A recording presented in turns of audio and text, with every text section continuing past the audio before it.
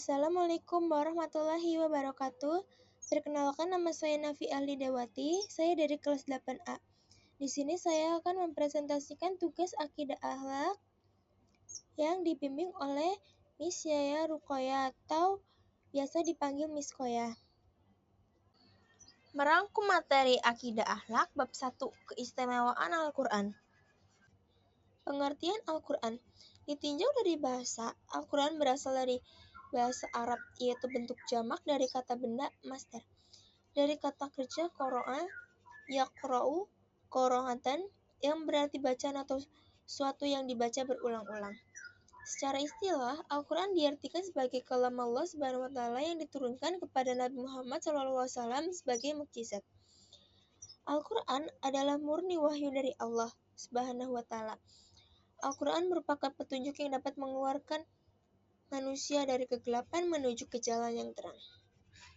Pengertian Al-Quran menurut para ahli ada 3, yaitu yang pertama, Muhammad Ali Asyabuni. Al-Quran adalah firman Allah yang tiada tandingannya. Al-Quran dimulai dengan surat Al-Fatihah, serta ditutup dengan surat An-Nas. Yang kedua, Dr. Subhi As-Salih.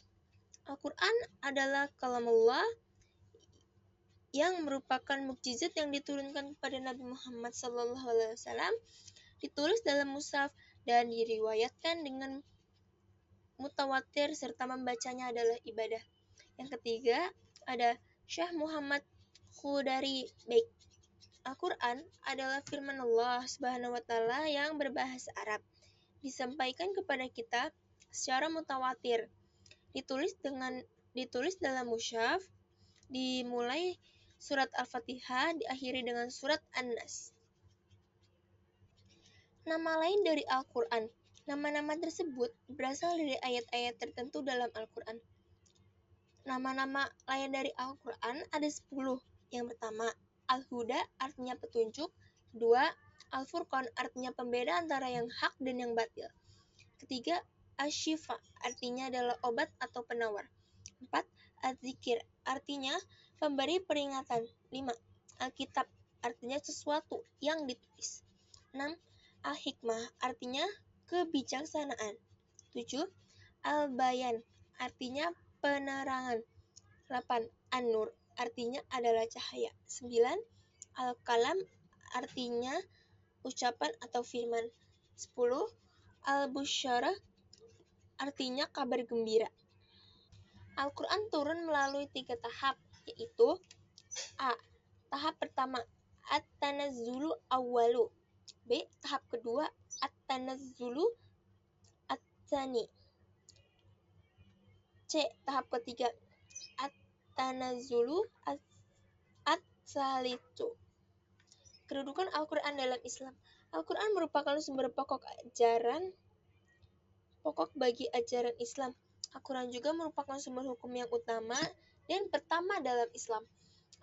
Al-Quran berisi ajaran-ajaran yang lengkap dan sempurna, meliputi seluruh aspek yang dibutuhkan dalam kehidupan umat manusia, terutama umat Islam. Cara-cara Al-Quran diwahyukan.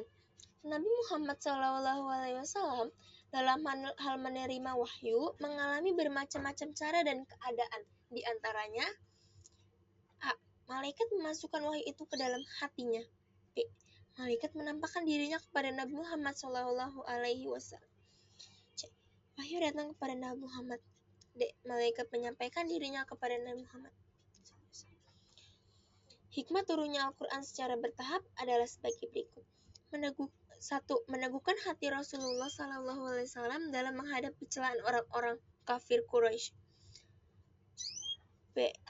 Kedua, untuk mempermudah dalam menghafal dan menyampaikannya. Ketiga, mempermudah dalam memahami dan melaksanakan ajarannya.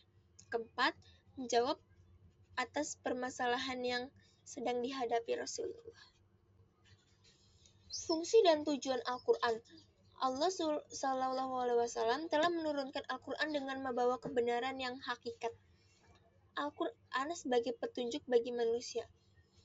Banyak ayat Al-Quran yang menjelaskan tentang fungsi Al-Quran sebagai petunjuk bagi manusia. Di antaranya adalah surat Al-Baqarah, surat kedua ayat 185, yang artinya bulan Ramadan adalah bulan yang di dalamnya diturunkan Al-Quran sebagai petunjuk bagi manusia, dan penjelasan-penjelasan mengenai petunjuk itu pembeda antara yang benar dan yang batil. Ada juga ayat lain yang lebih khusus menegaskan bahwa Al-Quran berfungsi sebagai petunjuk bagi manusia yang bertakwa. A'udzubillahi minasyaitonirrajim. Bismillahirrahmanirrahim. Zalikal kitabu la raiba fi hudal lil muttaqin. Artinya, kitab Al-Quran ini tidak ada keraguan padanya, petunjuk bagi mereka yang bertakwa. Quran surat Al-Baqarah surat kedua ayat kedua. Bukti-bukti keistimewaan Al-Quran. Al-Quran adalah satu-satunya kitab di dunia yang sempurna dan terpelihara keasliannya, karena Allah sendirilah yang memeliharanya. Sebagaimana firman-Nya, sesungguhnya Kamilah yang menurunkan Al-Quran, dan sesungguhnya Kami benar-benar memeliharanya. Surat Al-Hajj ayat 9. Oke, sekian presentasi dari saya. Mohon maaf bila ada salah kata atau salah sebut atau salah edit atau bagaimana. Mohon maaf. Assalamualaikum warahmatullahi wabarakatuh.